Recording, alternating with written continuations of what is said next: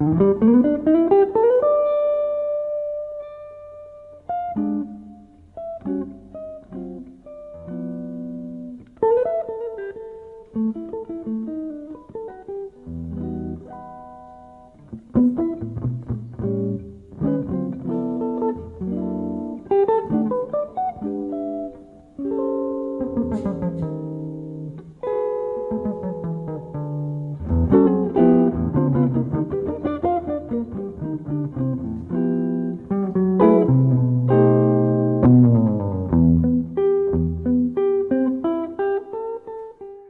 everybody, I'm Bob Bakert.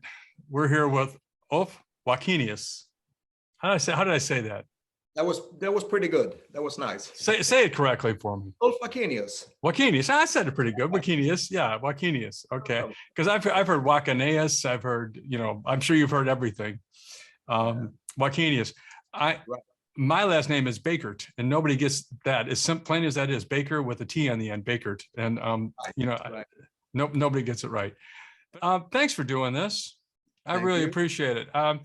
For as many people as you played with, at the top of the world, right. Oscar Peterson, Ray Brown, et cetera, et cetera. The list goes on and on. I mean, Milt Jackson, Max Roach, Joe Henderson, Michael Brecker. I mean, this whole cast of characters. It's at the top pinnacle of the guys. Right. I feel like I'm glad we're doing this cover because more people need to appreciate who the hell you are and how well you play. I mean, the fact that here's the facts. Oscar Peterson, known for not only being an amazing, truly amazing. I mean, that's not a hyperbole at all. Truly, an amazing musician, but he surrounds himself with nothing but the best. And there you are. For how many years were you with him? 10 years. Yeah, 10 years. Okay. And then you go off, I mean, you play with Ray Brown. Mm-hmm. I mean, so just those two names alone, if you just stop your career right there, right. You've done it. You've played with the Beatles, you played with the Beatles and the Rolling Stones and Led Zeppelin, I mean, you've done it all. So here's the interesting thing about you and your playing, because I've been watching you. I've been watching a lot of video, been reading up on you, and making sure that I kind of know what I'm talking about a little bit. Mm-hmm. And I always try to pick out, well, why is this guy good? I mean, what's going on with this? Why are these guys picking him? I mean, is it because of the scales he plays? Don't answer that. Don't answer that question. What's going? What is up? Why do people like Ray Brown, Oscar Peterson, et cetera, et cetera, et cetera? Why do they say, hey, we need a kick-ass guitar player, call Ulf, Right. And one of the things that just jumps out at me, and you can speak to this a little bit, but one of the things that jumps out at me, obviously you got to be a cool guy on the road and get along with everybody and so forth and so on. But your time and your sense of swing and your sense of your dynamics are just crazy good. And you just seem to swing all on your own. The only other guy that you remind me of with this is Pat Martino. Pat didn't need a drummer, didn't need a bass player. He was his own machine. I mean, he just never missed anything. And you play just like that. I mean, your time is just crazy, crazy, crazy good. And the other thing is, a lot of guys that have got time, there's a big discussion right now on Facebook. One of the other, it's not a magazine, but one of the discussion was about speed. Is it better? What about speed? Is it good to be fast? Good to be, and I'm saying, I mean, you can play as fast as anybody in the world, but you choose to, play melodically. You choose to play dynamically. You choose to use speed as one of the colors on your palette, as I like to say. Exactly. And it's just, I don't know. I just think you're fantastic, to be honest with you. I think you're a fantastic player. So with all that being said, you played with Ray Brown, you played with, all the names that I've already mentioned, and you've been out with none other than Billy Cobham. Right. What is up with that? I mean, he's known for a completely different kind of thing, but man, I watched the videos, I listened And I thought, well, you know, you're right there. I mean, it's just right there. So let's talk about all those experiences. Go. Yeah. So at first, I mean, what you mentioned is, I mean, time is the thing. That's the whole thing about it. You know, that's why I played with the Dane with the never-ending name, Nils Henning Oscar Peterson. I was going to mention. Yeah, you know, NHOP internationally, or Nils Peterson, right? Right. And so that's how I landed that gig. It was the time. It was because as I see it, you know, you're thrown into a lion's den, you know, you better, I mean, be prepared for it, you know.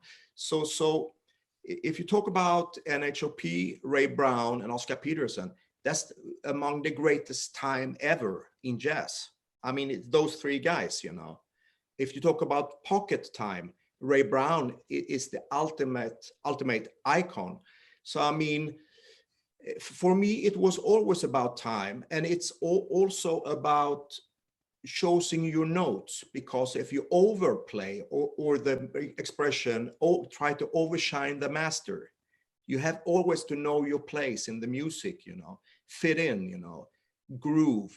But it didn't came down to voicings or you know, hip chords, or it came down to time.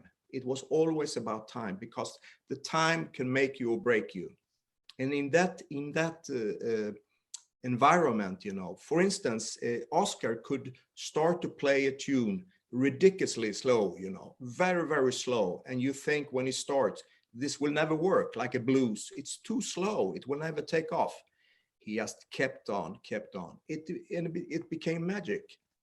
So, and you have to play in those awkward tempos, you know, and you have to make it happen.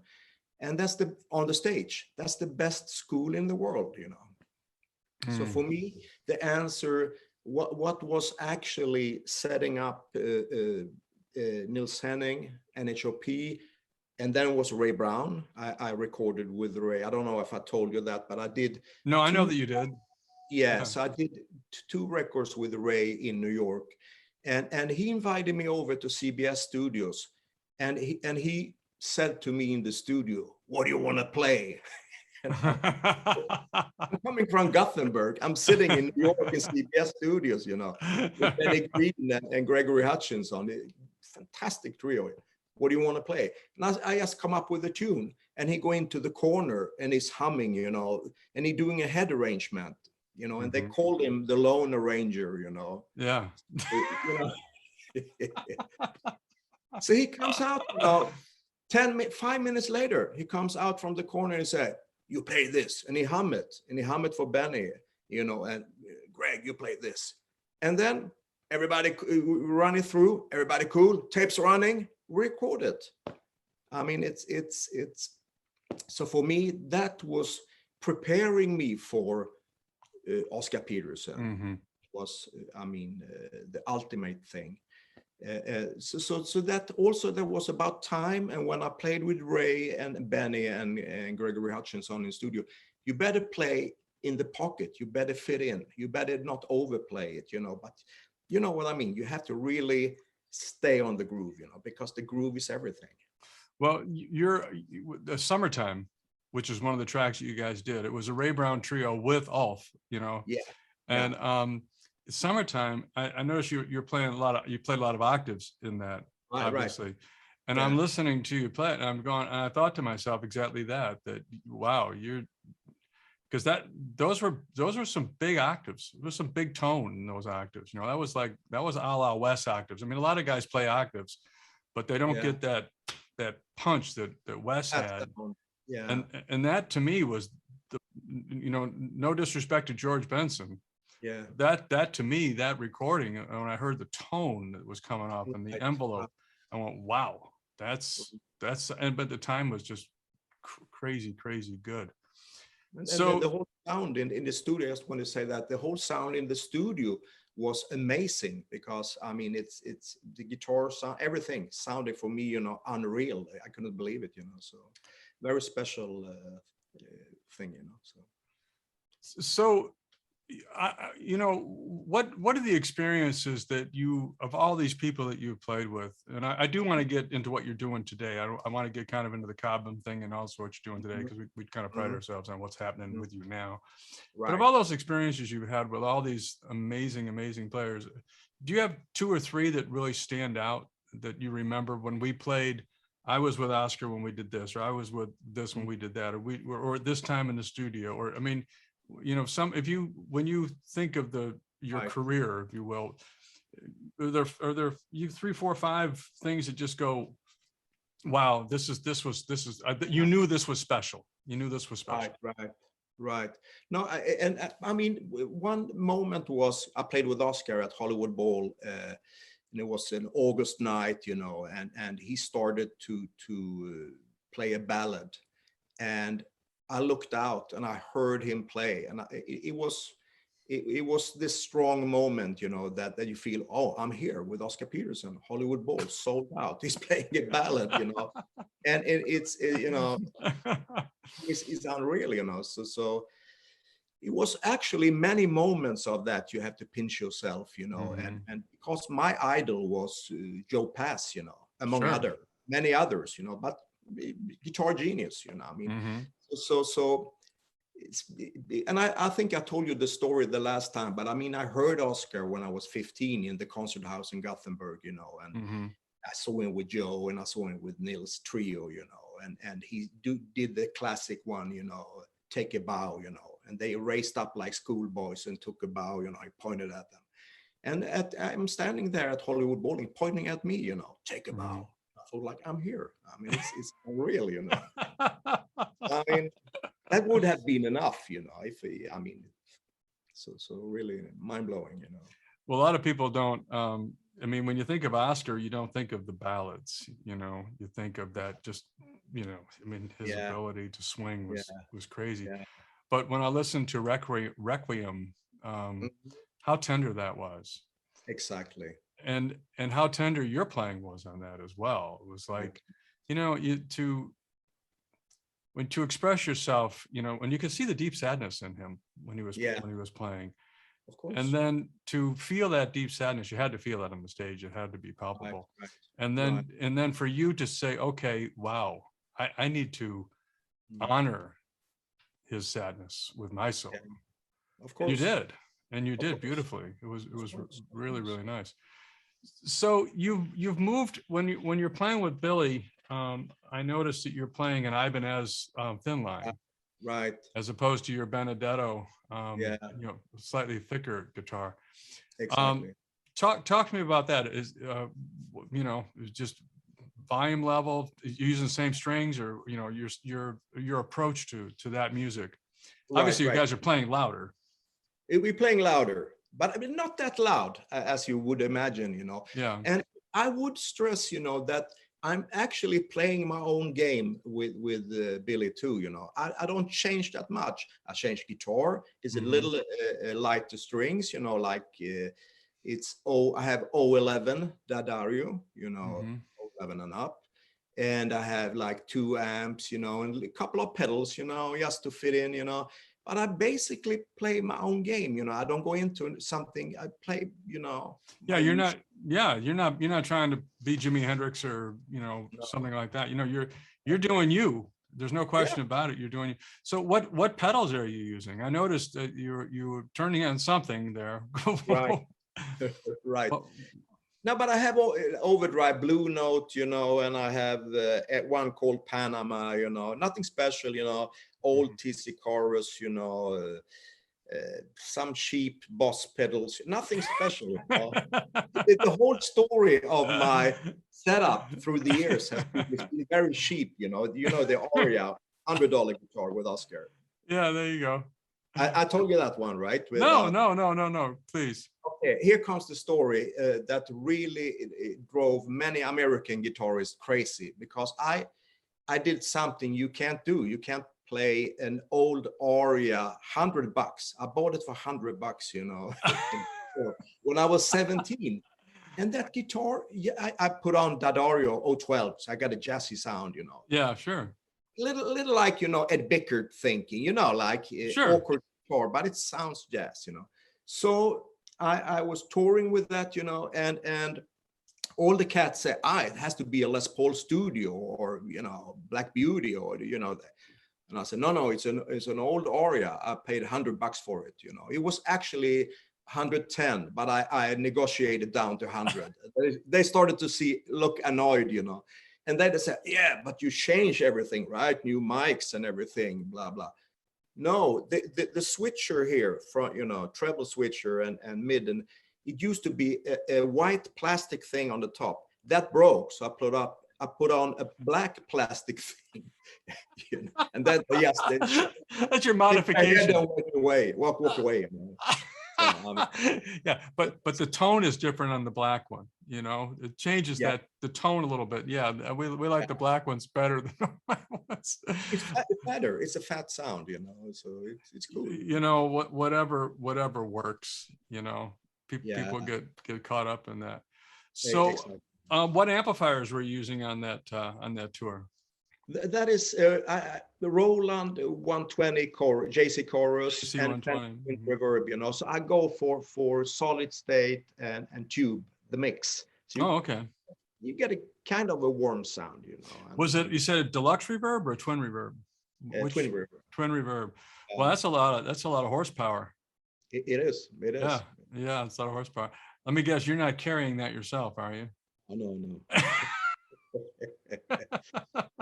It works okay, you know. I mean, it's and I have to say, you know, I love the touch of, because Billy has a history of, you know, all the stuff with Horace Silver, right. You know, George Benson, you know, all the stuff. So he doesn't play that loud, you know. It's really tasty, and it's really, I love the touch, you know, and it's a lot of jazz what he's doing, you know. Oh yeah, no, well, he's obviously a master, you know. We all go there.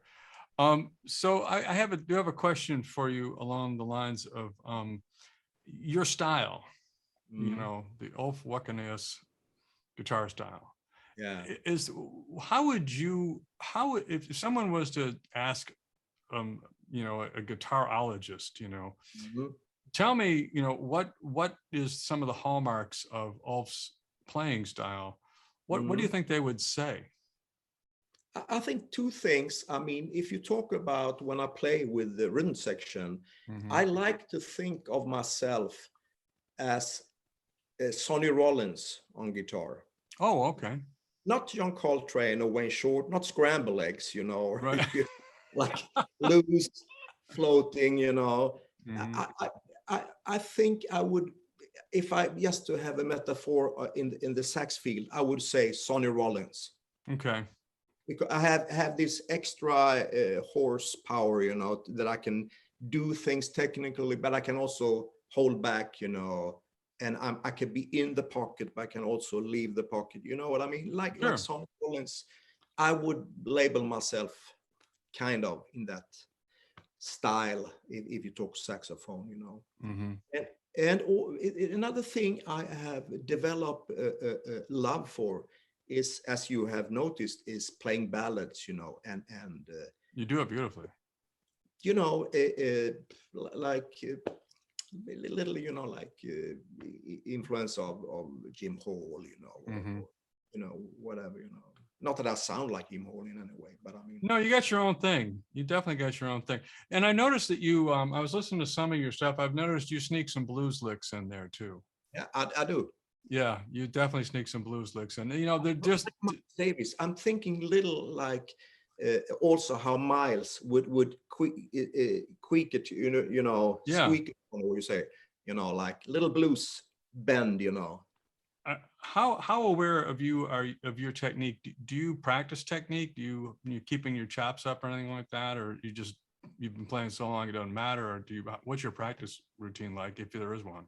Yeah, no, I mean, I'm usually say, you know, or you practice, yeah, I'm breathing, you know, I breathe every day, you know, so that's the same, you know, you have to keep it going, you know, and so actually I'm practice as much as I can, you know, within limits, because I have a family, you know, and sure. But I mean, I always say, you know, that if you start to, for instance, if you talk about the synchronization between the hands. Do you have a guitar close by any chance? Yep. Just stick one in your hands if you don't mind. So here is my trusty Benedettos, which I use also. Oh yeah, I love that guitar. You got a great tone out of it too. It's really. So the thing is, my right, you see what I'm doing? Well, no warm up at all, and you just ripped off that cadence. Yeah. That cadence, I should say. Bob, if you check, my right hand,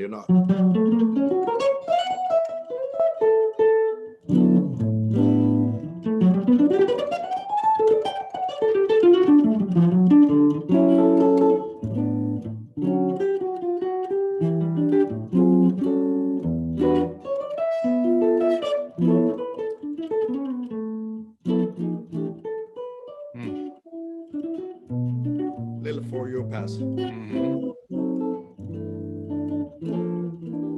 So, you can see I'm pretty relaxed, and I always say to people who ask me, or if I have a clinic, once you start to think about the left or the right hand, it's usually because it's a problem.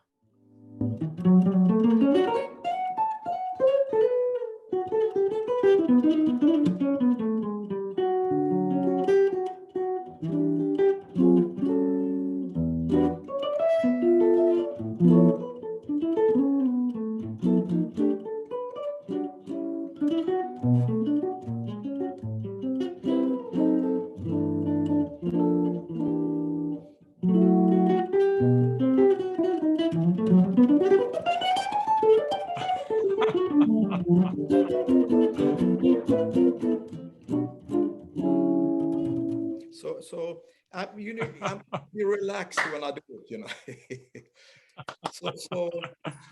So the thing is, what I'm saying is, it should be kind of instinct, once you start to think about your right hand or your picking technique, it's like holding a speech, or you're talking to another person, and you start to think of every comment you make, Sure. like, No. Yeah. it's not a flow, so it should be your tools, obedient. Yeah, people refer, it's conversational. We don't, many people have said this. We don't think, oh, I'm going to use an adverb, I'm using a noun, I'm going to use a verb, I'm going to use this. You just speak. You just talk.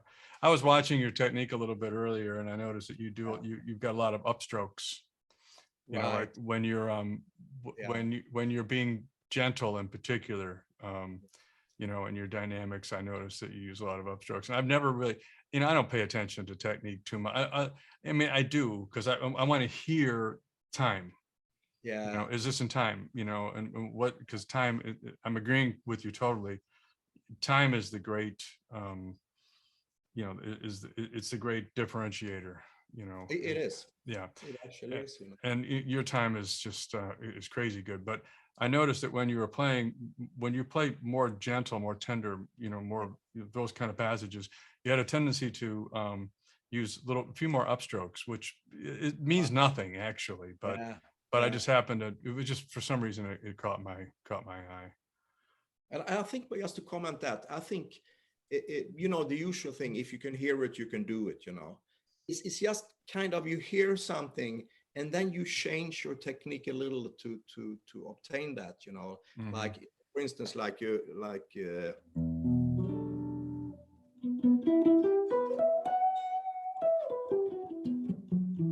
Now I changed to the right hand, but I didn't even think about it. But you were correct. I used different technique when I did that, Well, that guitar, by the way, that guitar sounds great. And that's not plugged in, right? You're just playing it acoustically, It's right? plugged in. Oh, it is plugged in? Yeah. Oh, okay. Well, it sounds great plugged in. It sounds whatever you're doing sounds great. keep doing it. It's hard. This also, just to be a little nerdish, this is also a super weird setup. It's a German preamp, AER, Yeah, made sure. for acoustic guitar. And this is a boozy, thing here, like with the. Look, I don't know if you can see it. If I can move it. looks like that. Yeah. So it's a very awkward to set up, but it sounds good. The So- ears judge. Sounds great here. Yeah. No, I don't have a problem at all. It sounds great. So are those 11s, 12s, or 13s on that guitar? Here is 11s. 11s. Yeah.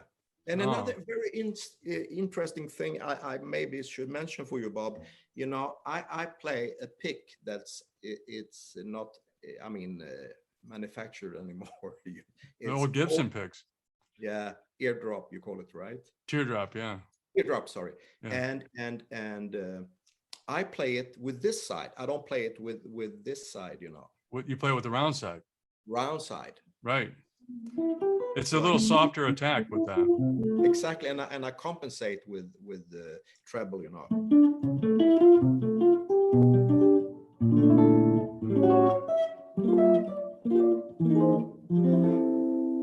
Swedish tune. Ack Värmland du sköna, dear old Stockholm. So, and then you're using the, I've talked about gear a little bit here. So then you're using the Ibanez, Right, right. you know, on that. But now, do you ever use the treble pickup? No, actually not. Yeah. I stay in the jazz lane, you know. So Right. So I put on some overdrive sometimes, you know, but I stay in the jazz lane, you know. So Right. that, you know, and I never go into the other world because it's too many good guys there, you know, and it's you make a fool of yourself. You know? So what are you up to now? What's next on the horizon for you? What's happening with you today as we speak? Yeah. Is the Billy thing still going on? Still going on. So we have upcoming Blue Note in Italy, Milano, coming up. Oh wow. Yes, it's great. You know, I keep playing with him because he writes great tunes and he sounds fantastic. I mean, it's really an honor to play with him also. So I just want to fill one thing in of the last topic you had. You know, I started, you know, you talk about the fingerprint and your identity as a player, you know. Mm-hmm. And I actually I didn't start out like the jazz cats like Jim Hall, you know, he started out with Duke Ellington. They all did, you know. Mm-hmm. I started out with Led Zeppelin, you know, Eric Clapton, you know, Johnny Winter. I love those guys. So before I jumped into the jazz, I had this, and also I talk about the lost art of the riffs. Right. So what you hear in my playing also, the time is based on riffs, you know, all those magic riffs, you know, by Led Zeppelin, you know, Stones, you know, all the cats, you know, the riffs and the riff. You used to have it in jazz too. I mean, Count Basie, it was riffs, everything. Right.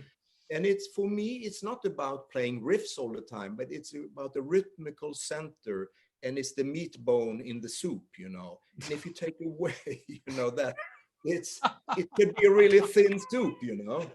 I love it. I love it. I know exactly what you're talking about. Yeah. So I mean, that is actually how I mean, I love a lot of the new players, you know, and so many good players.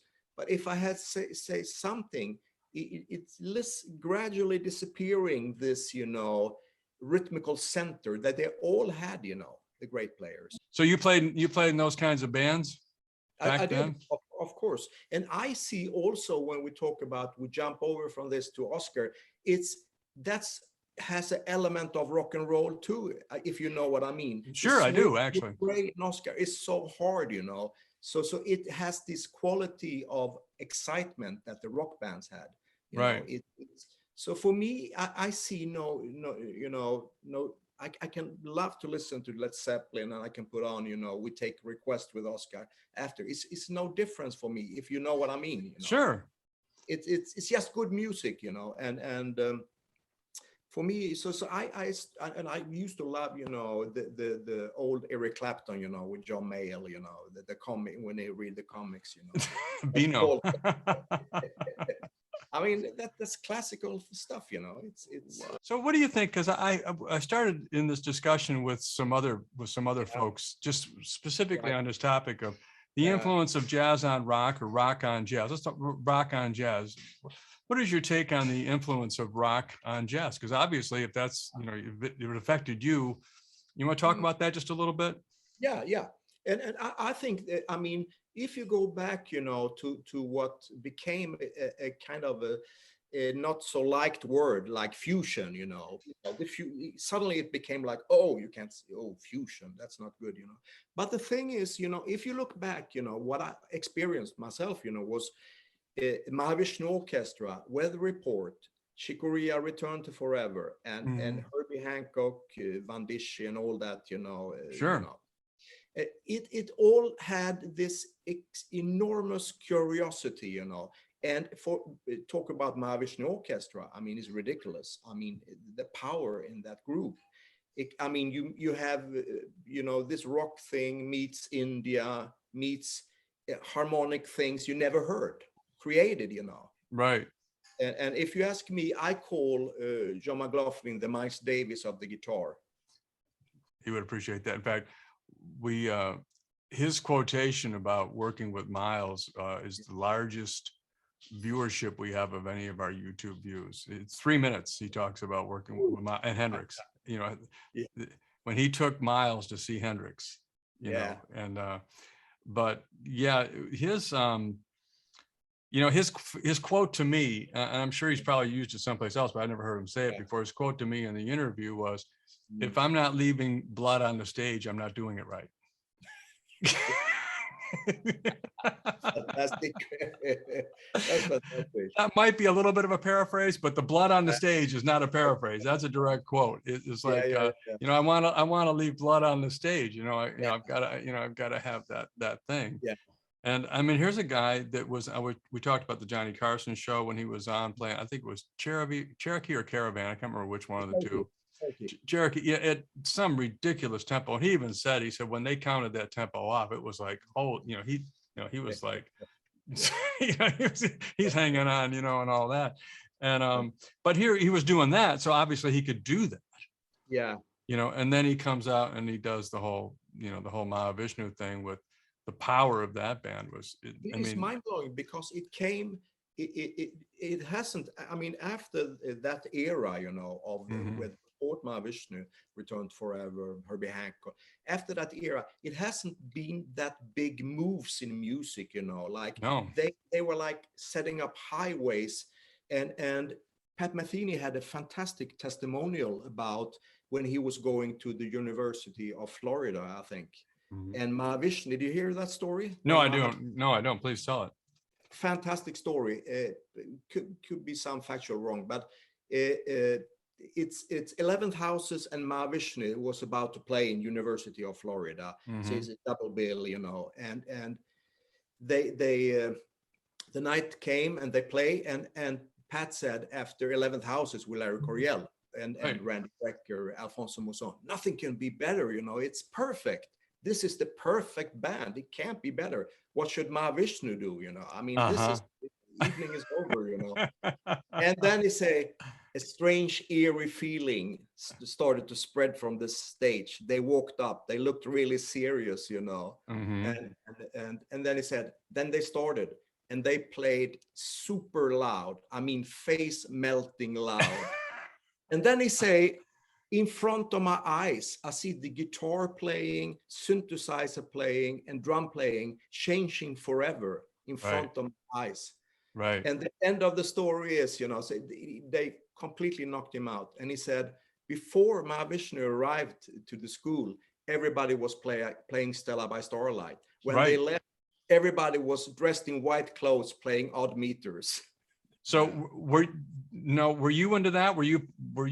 How did that affect your playing?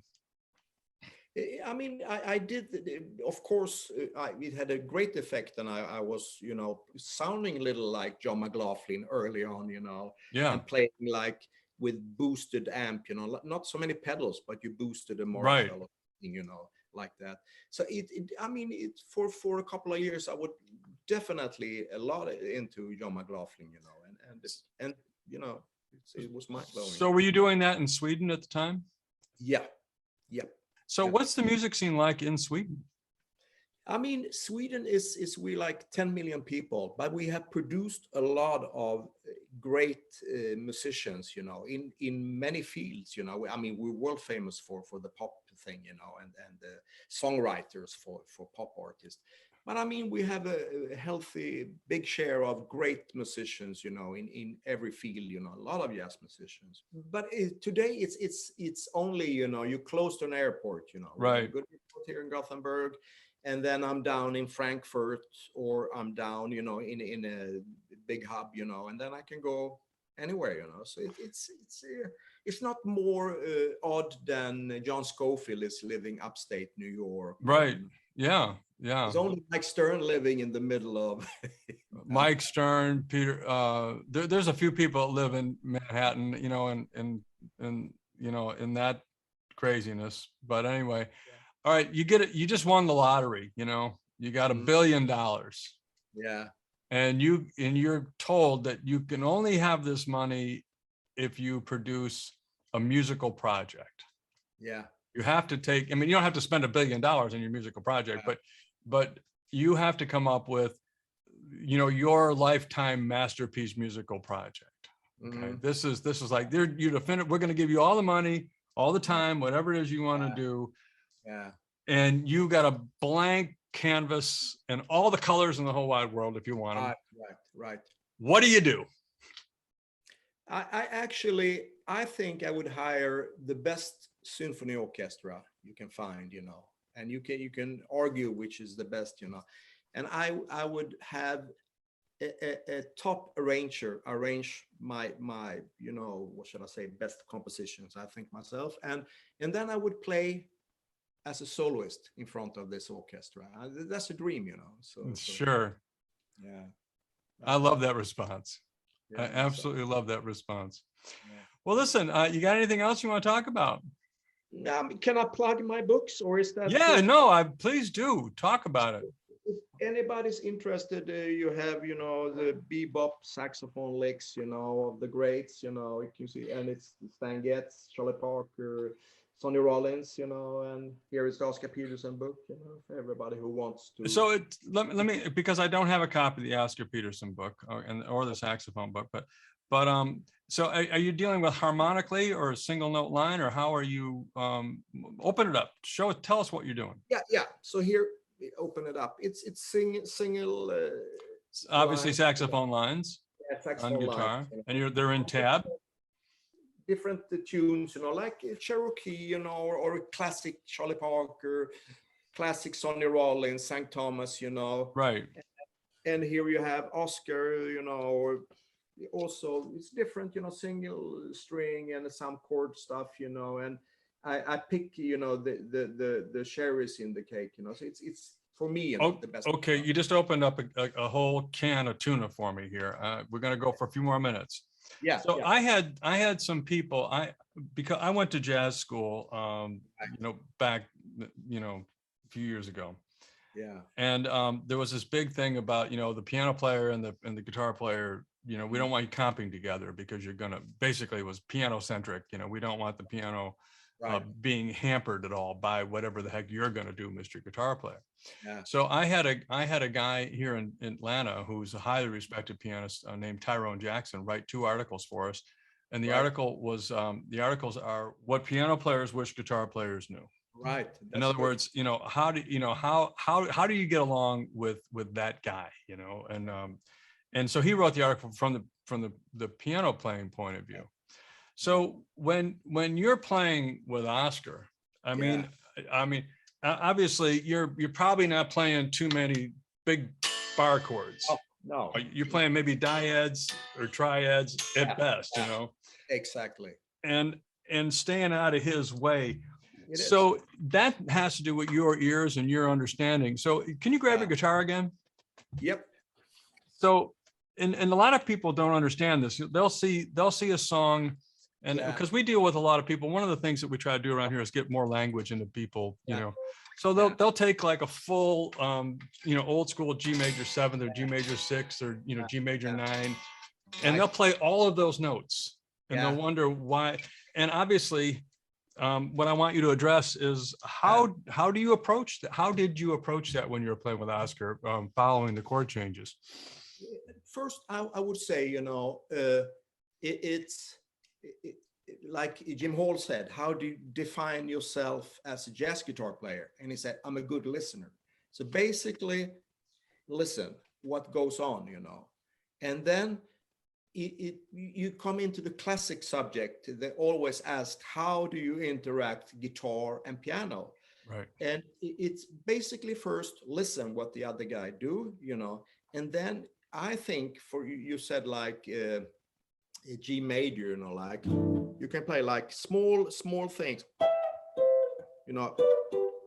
color stuff, no big chords like, right. you would touch directly, So I think basically what I was kind of supporting when I hear he wanted support, and he was laying out, and after the stroke, Oscar's left hand was weaker. So I had a bigger role in a blues or whatever, like. I could play like that. And he played with the right hand. And then he added the left hand, and I lay out, like small shouts. Sure. Everything that interacted musically. So it's basically, you can't say it's one definite rule, and I think to begin with, a guitar player should take a step back, and let the piano play, because it's such a powerful harmonic instrument, it covers everything, Right. So I think my advice to other guitar players playing with piano players is take a step back, listen what the guy is doing, and color and do small things and shout here and a riff there, stay out of the way, If he goes into another thing and he start to play with the right hand, you can feel more, It's basically just listening, and use your musicality, to fill the spaces, what I'm sitting here, you talk about the pinch me moment, the pinch me moment on stage with Oscar or Hollywood Bowl. Here I am asking that question of a guy who not arguably, I mean, it's definitive, the greatest piano player of our time, if you will. And the guitar player that had to interact with him is answering that question for me. I'm not talking to Joey Bag of Donuts down at the local, guitar store or something like that. I'm talking about the guy that played all of those stages for 10 years with the piano player. How do you interact? And there you are giving us your answer. I got to tell you, man, I'm like, I got a little fur back on my neck going, wow. I mean, thank you for being so generous with that, man. I really mean that. That's incredible. I'm going to ask you to amplify it just a little bit in this way. So he's playing a ballad. All right. And so he gives you, I mean, I don't have a piano here. Yeah. But so he gives you, let's just say it's just a run of the mill, a C major 7 kind of thing, but he's playing a big old chord. So you would just do a fill that you do a fill, or what would you do with something like that? I would maybe do a fill or something, and also listen, like anything, like if it's a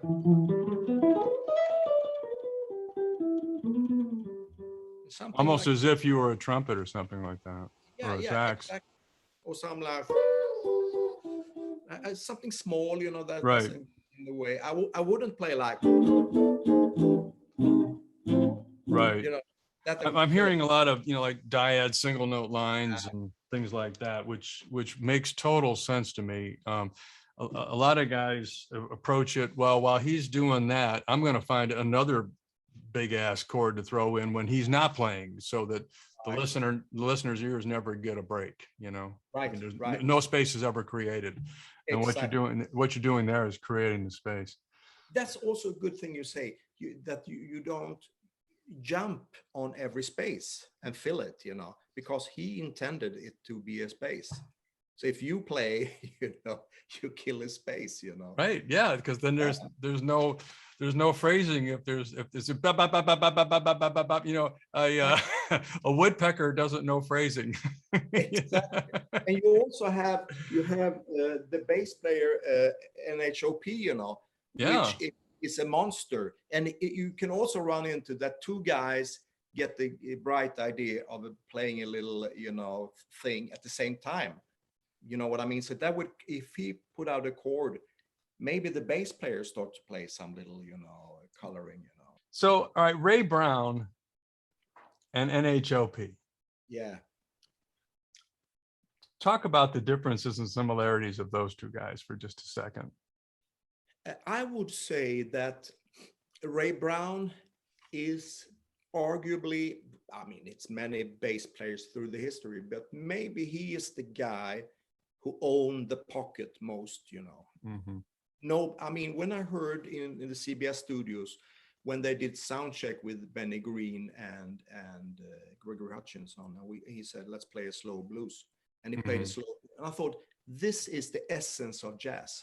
This is jazz. It doesn't get more jazz than this, And that's why people love jazz. I heard, this is why it became a worldwide phenomenon, jazz, because of this. How he played that walk line. And that was like, unbelievable goosebumps, Having said that, Nils was he was a virtuoso, and he was in the line of Scott LaFaro and those guys. So he also had a fantastic time, but he had he was an equilibrist, he could play anything, He Ali, very lyric. He could play very lyrically is the thing that I think he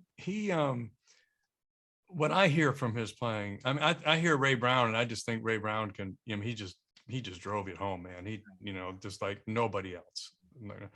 When I hear Nils play, I think he parted a lot of sea, if you will, to give those guys that more lyrical contribution in that register. We're talking about Niels Henning Ørsted Peterson, who is the great Danish. For people who don't know, check him out, because we deal with a lot of people that don't. This is, they're blues players, and we try to, they're playing, I know.